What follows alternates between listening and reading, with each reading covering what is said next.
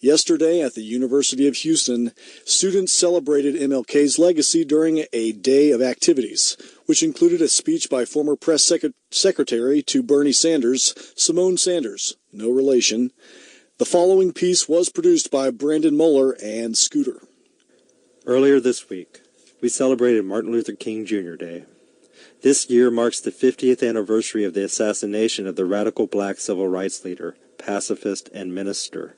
Here in Houston on Monday, King and the ongoing civil rights movement were celebrated in Houston with 2 downtown parades.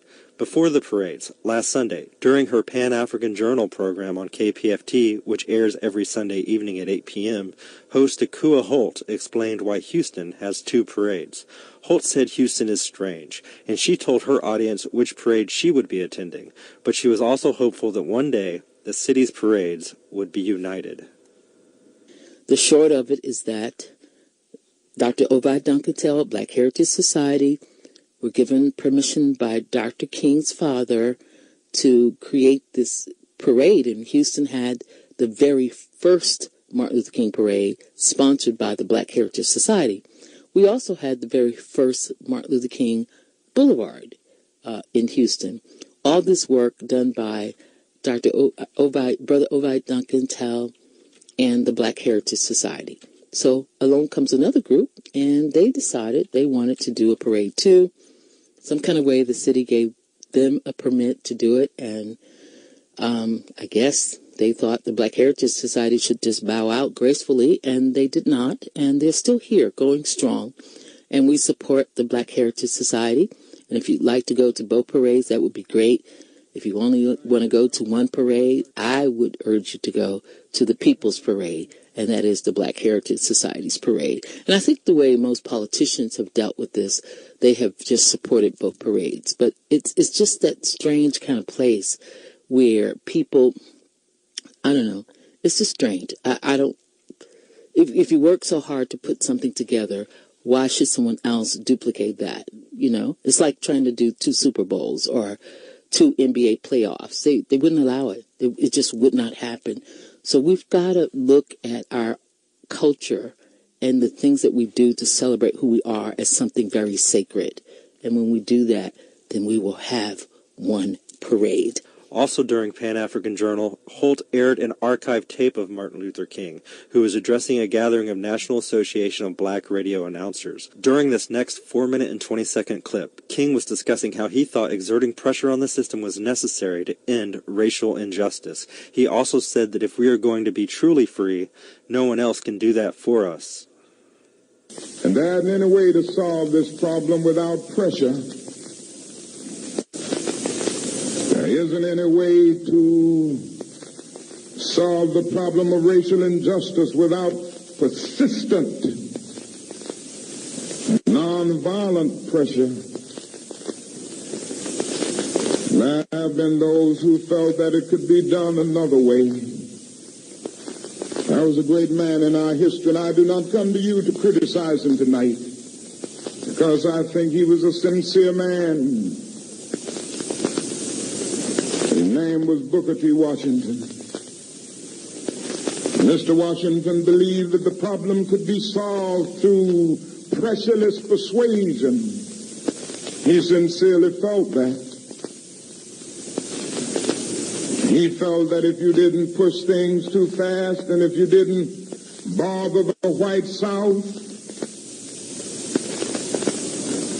if you didn't try to make the white man do something that he didn't want to do at that particular time, he would ultimately come around. Mr. Washington sincerely felt this, but he misread history. He did follow that approach.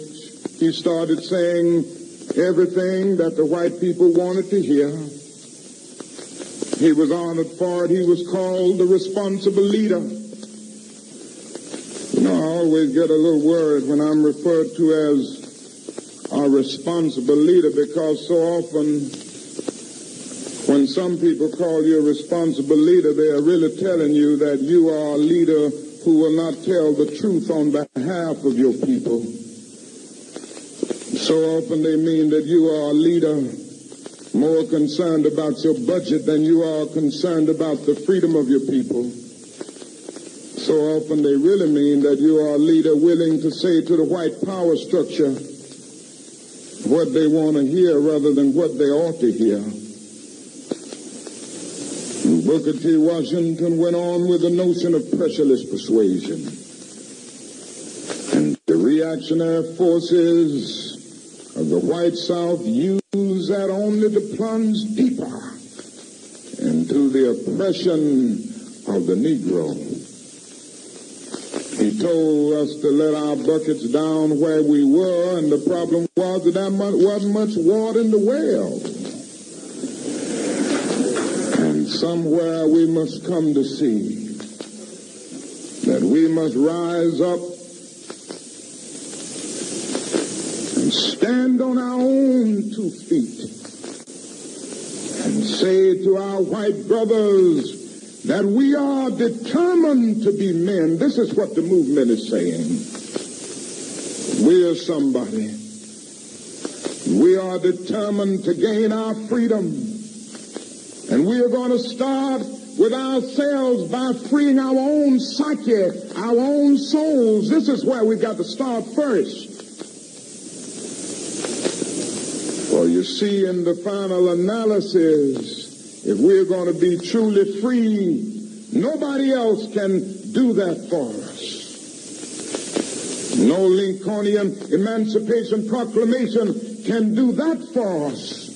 No Johnsonian Civil Rights Bill. If we're going to be truly free, we must reach down into the inner depths of our being and sign with the pen and ink of assertive manhood, our own Emancipation Proclamation. And we must come to say, yes, I'm black, but I'm black but beautiful. I'm somebody. I have a rich and noble heritage, however exploited and painful it has been.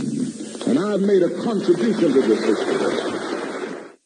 To hear more of King's speech, check out archive.kpft.org and find Akua Holt's Pan-African Journal, which was broadcast January 14th at 8 p.m. Yesterday, students at the University of Houston celebrated Martin Luther King's contribution to racial justice by a day full of activities that culminated with the hosting of an address by Simone Sanders in the Student Center. Simone Sanders is a paid political commentator who frequently appears on CNN. Simone Sanders is